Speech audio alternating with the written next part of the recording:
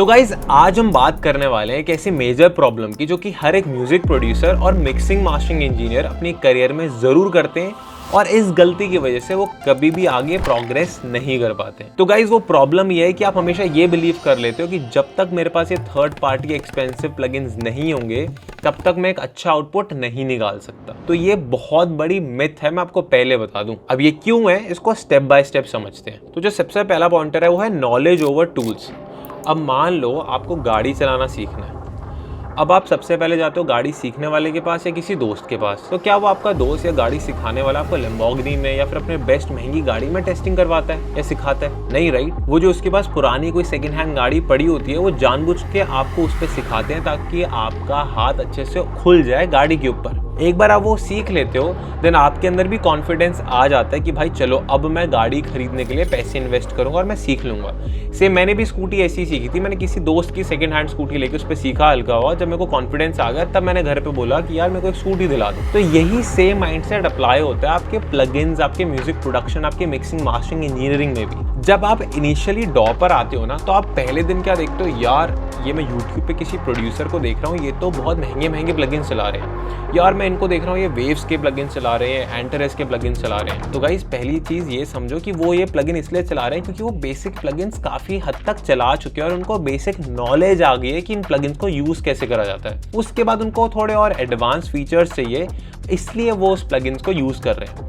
But आप क्या करते हो, पहले दिन से ही उनको देख लेते हो और बोलते हो भाई मेरे को तो ये पहले दिन से प्लगइन चाहिए, ये तो मैं म्यूजिक प्रोडक्शन स्टार्ट नहीं करूंगा। तो ये सबसे बड़ी गलती है आपकी। अगर आपको स्टॉक प्लगइन से जो FL स्टूडियो के अंदर पैरामीट्रिक EQ2 आता है, एबल्टन के अंदर EQ8 आता है, अगर आपको उससे डिसेंट या अच्छा आउटपुट निकालना नहीं आता ना तो आप फैब फिल्टर प्रो Q4 ले लो, कोई SSL का EQ कंप्रेसर, वेव्स का कोई प्लगइन कुछ भी डाल लो, अच्छा आउटपुट नहीं निकाल पाओगे। पहले अच्छे से ये तो समझो कि लो फ्रीक्वेंसीज क्या होती है, मिड फ्रीक्वेंसीज क्या होती है, हाई फ्रीक्वेंसीज क्या होती है, रेजोनेंस क्या होती है, उसको ढूंढते कैसे हैं। अपने कान को ट्रेन करो। पहले दिन से लैम्बोर्गिनी मत चलाओ, स्टार्ट करो बेसिक गाड़ी से, धीरे धीरे इन्वेस्ट करो और फिर जैसे जैसे ग्रो करोगे उतना पैसे इन्वेस्ट करते रहो प्लगइन्स के अंदर। तो गाइस सेकेंड चीज़ बताता हूँ, आज की डेट में जो FL स्टूडियो, एबल्टन के स्टॉक प्लगइन्स भी है ना वो भी बहुत ज़्यादा पावरफुल हो चुके हैं। अगर आप आज के टाइम पे FL स्टूडियो का EQ देखोगे ना, उसके अंदर ग्राफ बनाता है, उसके अंदर लाइट से हाईलाइट करता है कि कहाँ वो रेजोनेंस है। पहले के टाइम में होता भी नहीं था, बट आज आपका स्टॉक प्लगइन ही आपको बता रहा है कि भाई कहाँ पर ये ज़्यादा बूस्ट कर रहा है और आप फिर सुन के अपना दिमाग लगा के उस फ्रीक्वेंसी को या तो कट कर सकते हो या छोड़ सकते हो। एबल्टन के अंदर भी जो EQs है ना उसके अंदर ही मिड साइड का ऑप्शन है। मतलब आप अपनी स्टीरियो फ्रीक्वेंसीज को या वाइड फ्रीक्वेंसीज को अलग से EQ कर सकते हो और मिड फ्रीक्वेंसीज को अलग से EQ कर सकते हो। यही सेम चीज़ आप FL स्टूडियो में भी कर सकते हो पैचर की मदद से। बट आप यही चीज़ को आप थर्ड पार्टी प्लगइन से करने भागोगे तो क्या पॉइंट है यार, जब आपके स्टॉक प्लगइन्स इतने पावरफुल हो चुके हैं। तो सेकंड रीज़न मेरा ये रहेगा कि अगर आप एक बिगनर हो, एक इंटरमीडिएट हो, तो आपके स्टॉक प्लगइन्स में इतनी पावर है, एक बार जाके उनकी मैनुअल पढ़ो, एक बार जाके उनके इन डेप्थ ट्यूटोरियल्स देखो और फिर उससे कोशिश करो अच्छा आउटपुट निकालने की। क्योंकि हम सबको ना एक ये होता है, पता नहीं कौन सा सिंड्रोम होता है, यार जब तक मैं पैसे नहीं लगाऊंगा ना इसमें तब तक मेरे को अच्छा आउटपुट नहीं मिलेगा। जैसे यार पैसे लगा दूंगा ना मैं इस पर तो जो मेरे पास प्लगइन आएगा ये तो मेरी ज़िंदगी बदल देगा। ऐसा नहीं है गाइस, जो आपके स्टॉक प्लगइन्स हैं वो भी काफ़ी अच्छे होते हैं। अब मैं इसमें एक और चीज़ ऐड कर देता हूँ, आपको ना बहुत सारे यूट्यूबर्स दिख जाएंगे, इनफैक्ट हम भी प्रमोशन करते हैं प्लगइन्स की। गाइज वो जो कंपनीज होती है ना वो कंपनीज हमें पैसे देती है और हम उसको प्रमोट करते हैं और हम कोई गलत प्रोडक्ट को प्रमोट भी नहीं करते हैं। तो गाइज उन सारे प्लगइन्स को हम खुद से टेस्ट करते हैं पहले, क्या वो अच्छे हैं नहीं हैं। और जब हमारे यूट्यूब चैनल पे हम उसको अपलोड करते हैं वो जस्ट इसलिए अपलोड करते हैं क्योंकि काफ़ी सारे हमें ऐसे लोग भी देखते हैं जो कि इंडस्ट्री में काम कर रहे हैं और वो एडवांस लेवल की चीज़ें, नए नए टूल्स सीखना चाहते हैं। बट उससे कभी कभार एक बिगनर या एक इंटरमीडिएट दिमाग में ये लगा के बैठ जाते हैं कि यार जब तक ये नहीं होगा तब तक काम नहीं होगा। कई थोड़े बहुत प्लगइन्स होंगे यार ऐसे जिससे जो बहुत ही मैंडेटरी है, लाइक एबल्टन के अंदर ऑटो ट्यून पहले था ही नहीं तो उसको खरीदना ही पड़ता। बट मोस्टली इतने सारे प्लगइन्स की भी ज़रूरत होती नहीं है। उसमें से अगर कोई प्लगइन अच्छा लगता है ना तो खरीद लो, बट सब में भर भर के इन्वेस्ट करो वो मत करना। और जो गाइस थर्ड पॉइंट है और सबसे ज़्यादा इंपॉर्टेंट पॉइंट है वो है understand the basic concept of the sound. अब इससे मैं आपको क्या बता रहा हूँ ये ध्यान से समझना। अब मैं ना बहुत बार वीडियोस के अंदर आइसोटोप का इमेजर यूज़ कर रहा होता हूँ।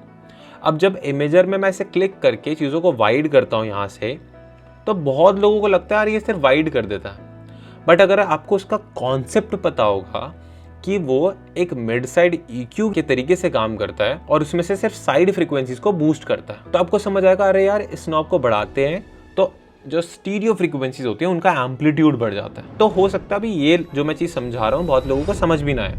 तो मैं यही बताना चाहता हूँ, ये थर्ड पार्टी प्लगइन्स को डालने से पहले यार की कॉन्सेप्ट समझो कि एक फ्रीक्वेंसी होती है, low frequencies, mid frequencies, high frequencies, फिर फेस क्या होता है और फेस से हम वाइडनेस अचीव करते हैं वो क्या होता है। तो की कॉन्सेप्ट जो होते हैं ना वो काफ़ी ज़्यादा इंपॉर्टेंट होते हैं और अगर आप उनको इन डेप्थ समझना चाहते हो तो आप हमारा 1-on-1 कोर्स भी ज्वाइन कर सकते हो। इसलिए ना सबसे पहले ChatGPT को यूज़ करो या जेमिनाई को यूज़ करो, किसी भी AI को यूज़ करो, इसको बोलो मेरे को साउंड के पहले सारे बेसिक्स बता दे क्या क्या होते हैं, क्योंकि जब तक आपको वो बेसिक नहीं पता होंगे तब तक आप वो थर्ड पार्टी प्लगइन को ढंग से यूज़ करना समझ ही नहीं पाओगे। बहुत बार ये होता है कि हम देख लेते हैं यार ये कोई प्रोड्यूसर है वो मल्टी बैंड कंप्रेसर को यूज़ कर रहा है, चलो मैं आपको ये बोलता हूँ आप मल्टी बैंड कंप्रेसर खरीद भी लो, क्योंकि कभी कभार वो स्टॉक प्लगइन में इतना अच्छा नहीं आता। बट खरीदने से पहले यार ये समझो कि ये कंप्रेसर कैसे काम करता है, फिर वो कंप्रेसर में ही मल्टीपल फ्रीक्वेंसीज पे डिफरेंटली अगर हम कंप्रेशन लगाना चाहते हैं तो हम मल्टी बैंड कंप्रेसर यूज़ करते हैं। और उस मल्टी बैंड कंप्रेसर जिसको मैं खरीदने भी जाने वाला हूँ, जैसे फैब फिल्टर का ही हो गया, तो उसमें कंप्रेसर भी है, उसमें एक्सपैंडर भी। अब एक्सपैंडर क्या होता है उसको ना पहले अच्छे से यार बेसिक समझ लो। और एक्सपैंडर अगर आप एबल्टन के स्टॉक कंप्रेसर में जाओगे उसके अंदर भी होता है। तो अगर आपने स्टॉक को ही कभी ढंग से चला लिया हो तो आपको समझ आ जाएगा पीक क्या होता है, RMS क्या होता है, एक्सपैंडर क्या होता है, कंप्रेसर में attack, release, threshold, gain, look ahead, ये सारी चीज़ें क्या होती हैं। एक बार ये समझ आ जाएगा फिर सेंस भी बनाता है भाई वो थर्ड पार्टी प्लगइन लेने का। और यही चीज़ हमें पता होती है ना तभी हम लोग थर्ड पार्टी प्लगइन में इन्वेस्ट करते हैं, वरना नहीं करते। आप कभी भी देखना, मैंने एक बार इन्वेस्ट करा था सूद 2 में, तो आप मेरी पुरानी वीडियोस में देख लेना, मैं सूद 2 को बहुत ज़्यादा यूज़ करता था रेजोनेंस वाली फ्रीक्वेंसी को दबाने के लिए, ठीक है। और अब मैं फैब फिल्टर का Pro Q4 यूज़ करना ज़्यादा प्रेफर करता हूँ क्योंकि ज़्यादा हैंडी रहता है। बट मेरे को पता है कि दोनों प्लगइन्स के अंदर, चाहे वो फैब फिल्टर Pro Q4 हो चाहे वो सूद 2 हो, दोनों रेजोनेंस सप्रेसर है, बेसिकली हार्श साउंड को दबाते हैं। क्योंकि फैब फिल्टर Pro Q4 के नए वर्जन में वो चीज़ आ गई है तो मैंने यूज़ करना बंद कर दिया। तो एक दिन क्लास में हमारे स्टूडेंट ने आकर भी मेरे से सेम क्वेश्चन पूछा कि sir fab filter Pro Q4 ले लिया, सूद 2 भी ले लूँ क्या? मैंने बोला भाई लेना ही क्यों है? उसने बोला आपको देखा था यूज़ करते हैं। मैंने बोला कि भाई अगर आपको बेसिक कॉन्सेप्ट पता होता तो फैब फिल्टर Pro Q4 से भी आप रेजोनेंस सप्रेशन कर सकते हो और सूद से भी कर सकते हो। सूद मैं पहले यूज़ करता था, आज मैं यूज़ नहीं कर रहा, वो तो मेरी पुरानी वीडियोस में है। अब मैं फैब फिल्टर Pro Q4 से ही कर ले रहा हूँ। वो बोलते हैं अच्छा आपने बता दिया। अब यही चीज़ जब उनका कोर्स कंप्लीट हो जाएगा ना तो उनको समझ आ जाएगी यार ये तो वही बेसिक चीज़ है, ये तो मैं फैब फिल्टर Pro Q4 से भी कर सकता हूँ, सूद 2 से भी कर सकता हूँ, एक ही चीज़ है। और आप में से बहुत सारे लोगों को ये बेसिक कॉन्सेप्ट नहीं पता होता है ना, इसलिए अलग अलग प्लगइन डालते रहते हैं और डरते रहते हैं यार ये प्लगइन मेरे पास नहीं है तो मैं अच्छी साउंड नहीं निकाल पाऊंगा। ये प्रॉब्लम है, समझ रहे हो? तो गाइस जो फोर्थ पॉइंट है वो है ईयर ट्रेनिंग। अब ईयर ट्रेनिंग मैं इसलिए बता रहा हूँ क्योंकि अगर आपके कान अच्छे से ट्रेंड होंगे ना तभी आप ये सारे एक्सपेंसिव प्लगइन्स को इंस्टॉल करके ढंग से यूज़ भी कर पाओगे। नहीं तो आपको वैसे भी सुनाई नहीं देने वाला वो प्लगइन कर क्या रहे हैं और बस आप मज़े मज़े में डाल लेते हो और वो फिर पड़े रहते हैं। अब ये ईयर ट्रेनिंग कैसे करें, इसका शॉर्ट से आंसर देता हूँ। म्यूज़िक ना एक ऐसी चीज़ है जो कि आप 1 महीने 2 महीने के अंदर क्रैक नहीं कर सकते, वो टाइम लेते हो और आप लाइफ टाइम उसमें सीखते ही रहते हो। मैं आज भी बहुत सारी चीज़ें नेट से, प्रोड्यूसर से, क्लाइंट से या फिर किसी स्टूडेंट से भी सीख लेता हूँ यार वो कैसे ऐसे बेस बना रहा है, वो ये ड्रम्स कैसे बनाता है, या फिर मैंने करण औजला का नया गाना सुना उसमें 21 ड्रम्स कैसे बनाए थे। तो यू कैन नेवर से कि भाई मेरे को 4 महीने के अंदर या 5 महीने के अंदर म्यूजिक सिखा दो, यार वो लाइफ लर्निंग प्रोसेस है। इसलिए जो प्लगइन्स भी है ना पहले दिन ही सारे इंस्टॉल करके ले आओगे तो कोई पॉइंट नहीं है। पहले अपनी जर्नी स्टार्ट करो, धीरे धीरे देखो कि यार कौन कौन से ऐसे प्लगइन्स हैं जो कि आपके यूज़ में है, जो कि यूज़ में नहीं है उसको अभी मत डालो। हो सकता है आपके आगे आने वाली जर्नी में फ्यूचर में वो आपको खुद टकराएंगे और तब आपको खुद ब खुद समझ आएंगे। बहुत बार ना ऐसा भी होता था, मेरे को अभी भी याद है 11th-12th में मॉम डैड बोलते थे कि भाई पढ़ ले, डिसिप्लिन कर ले, समझ ले किसी चीज़ को एक बार ढंग से कर ले, ऐसे मज़े में मत घूम लाइफ में। वो चीज़ मेरे को 12th में कभी समझ ही नहीं आई, वो चीज़ मेरे को कॉलेज के बाद ही समझ आई। और पता नहीं वो शायद एज से होता है, एक्सपीरियंस से होता है, कैसे होता है आई डोंट नो, बट वो चीज़ की डिसिप्लिन कितना इंपॉर्टेंट है वो मेरे को कभी भी 12th से पहले समझ नहीं आई। वो तो मैं मजे मजे में गाने बना रहा था, बट जब समझ में आई तब रियलाइजेशन हुआ और मैंने उस पर एक्शन लिया। तो ऐसे ही ईयर ट्रेनिंग भी है कि जब आप म्यूज़िक को सीखना स्टार्ट करते हो ना तो वो आपको पहले दिन या दूसरे या तीसरे या 1 महीने में बताना बड़ा मुश्किल होता है, वो आपको खुद ही समझ आने लग जाता है। वो कैसे होता है वो आपकी प्रैक्टिस और आपकी डेडिकेशन पे बहुत ज़्यादा डिपेंड करता है, बट किसी को ज़्यादा टाइम लग सकता है, किसी को कम टाइम लग सकता है। इसलिए जब भी थर्ड पार्टी प्लगइन में इन्वेस्ट करते हो ना तो पहले ये देख लो यार ये प्लगइन अभी क्या मेरी जर्नी में अभी आ रहा है, क्या मेरे को जस्ट अभी चाहिए, ऑटो ट्यून है, हाँ यार अभी चाहिए, मैं वोकलिस्ट हूँ।